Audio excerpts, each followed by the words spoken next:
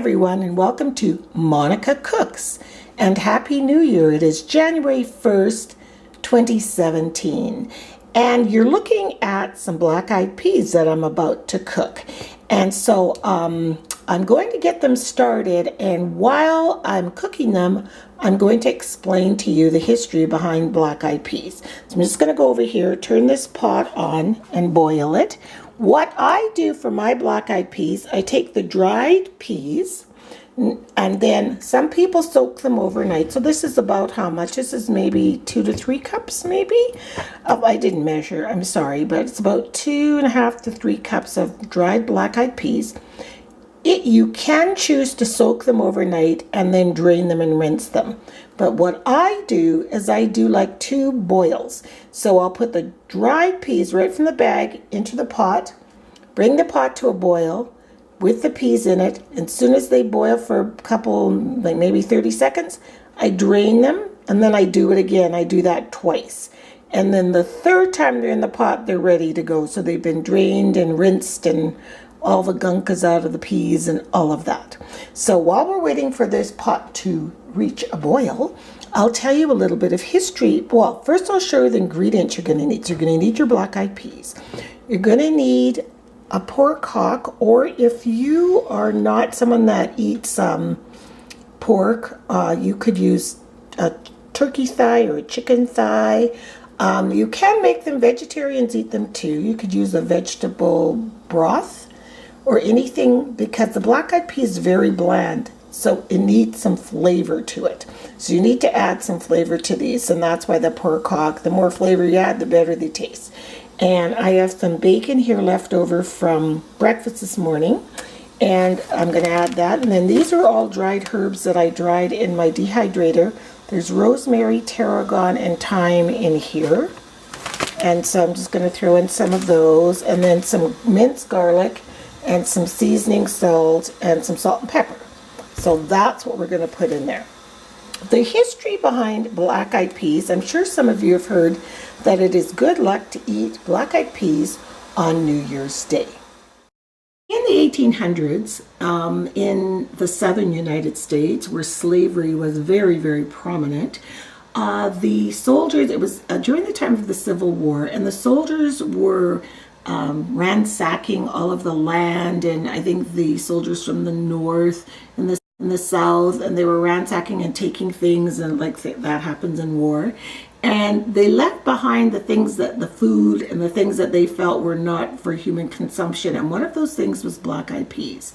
Now, my mother used to tell us, and this could be true, that some of the slaves brought the black-eyed pea seed over when they came from Africa, and then they planted those seeds to have that here in America. So I'm not sure if that's a folklore or what. But anyway, on January 1st, 1863, President Lincoln emancipated the slaves.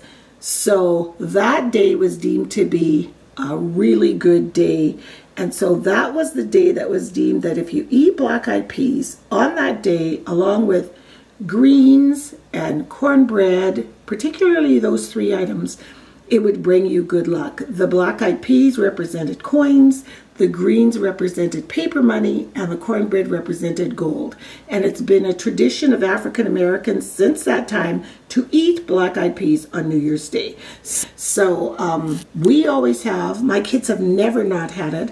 My mom has always had a soul food party, and then then I used to have it on New Year's Day, and then my son Curtis had it, but we've had so many family functions this holiday season with Christmas and Mickey's wedding. So everybody's just making their own black-eyed peas this year at home, and it doesn't really matter as long as you eat them. So our water's come to its boil, the second boil. So I'm just going to toss these in for their second round. Actually, I should have put them in and let them boil with the water, but it doesn't matter. And so we'll bring these to a boil. This will be our second time we've done this. This is just my quicker version of doing black-eyed peas, and it really makes no difference. They taste exactly the same. And just on a side note, my daughter soaked hers overnight. I just talked to her, And she's cooking hers in the slow cooker this year. So, oh, I totally forgot to mention, you also need one very large onion chopped. That's really important to go into your black-eyed peas. So they're coming to a roaring, roaring boil. And so I'm just going to turn the camera off and drain them and rinse them. And then I'll put them back in the pan for this is now we're going to cook them. And I've always cooked everything in my pot. This was a pressure cooker when we got married years and years ago. And it has become my soup cooker, my black-eyed pea cooker. You know how you have your pot? This is my pot. This is Nana's pot. So yeah, see, they're foaming. They're ready to be rinsed again. Okay, everything's back in the pot, and the pork cock you can see there. And I usually like to cover my beans like with water so that they're completely covered. And then the pork cock is in there. And if it's not tons of peas, you know, I don't want to fill this up just to cover the pork cock. Do you know what I'm saying? And eventually that will just fall apart and break up, and the bits of pork will be in with a black-eyed pea. So we've got our onion, our spices, our garlic, our salt and pepper. And don't be afraid to season these because they are bland. So they're going to take on whatever taste. I've got my crumpled up bacon in there. Whatever taste that you add to them, that's what they're going to take on, okay? And then we bring them to a boil, and then we turn it down. Oh, it already smells divine in here. Turn it down, probably to about a 3. You see that on my stove right there? Went to about a 3, so it's a bit of a simmer, but as long as it keeps them boiling. And then I'll just cover them up. Let them reduce a little bit and let them cover up, and then I'll cover them up. But I don't want them to boil over. What I wanted to mention though, when you're rinsing them, you're going to notice, especially on the first rinse, that it's really, the water's kind of black and dirty looking. And sometimes it even leaves a ring around the pot. So after my second rinse, I really rinse them well. And then I wash the pot again and start over with a clean pot. So it's like I'm starting from fresh on this cooking, okay? So I'm just gonna cover them up. See how it's reduced? I'm gonna cover them up. And they're gonna cook like that for most of the day. So I'll come back and check these in about an hour or so.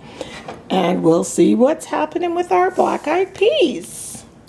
So it's 2:48, 10 to 3, so it's time to check on these black-eyed peas. Let's see what's going on with them. Ooh, my house smells so good right now because I also have my slow cooker full of soup going. So yeah, they start. What happens with them is they start to thicken and the water gets. Can you see how the water's? And they start to. They will split open and they get soft and mushy. So let's just push some against the wall. See how they mash over there? See? And it becomes kind of pasty. And that's now, like these right now would be good enough to eat.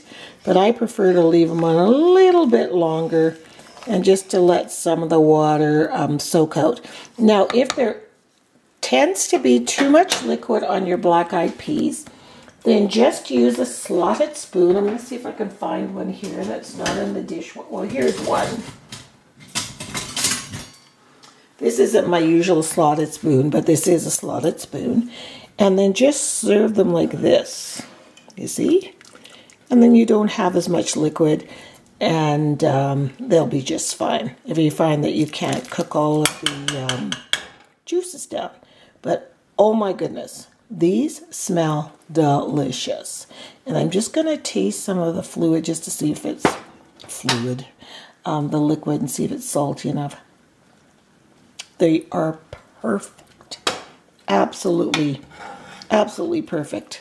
So we're going to make some cornbread and have these with some rice and cornbread. And I always serve mine over rice with hot sauce. I can't eat them without hot sauce. And I don't know if that's just the way we've always eaten them, but I can't eat them without hot sauce. So I'm just going to let these simmer And we'll have them later on for supper. Nummy, nummy. So once I plate everything up, I will come back and show you what it looks like. And I kind of want that pork hock to cook down a little bit too, so that maybe some of the meat breaks off of it. So I'll be back in a little bit.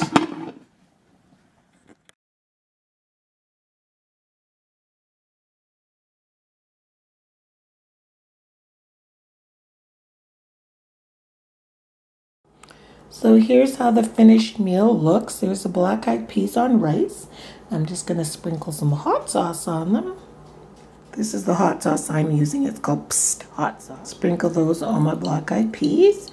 And we've got some salad. This is kale salad. And so it is our greens because it's kale. And yams and yummy cornbread. So I'm going to go enjoy this meal. So give this a try. And even if you cook it this week or this month, I'm sure it'll still have the same effects. So Happy New Year is wishing you coins, green paper money, and gold, and prosperity through the whole year of 2017. Thanks for watching. Bye.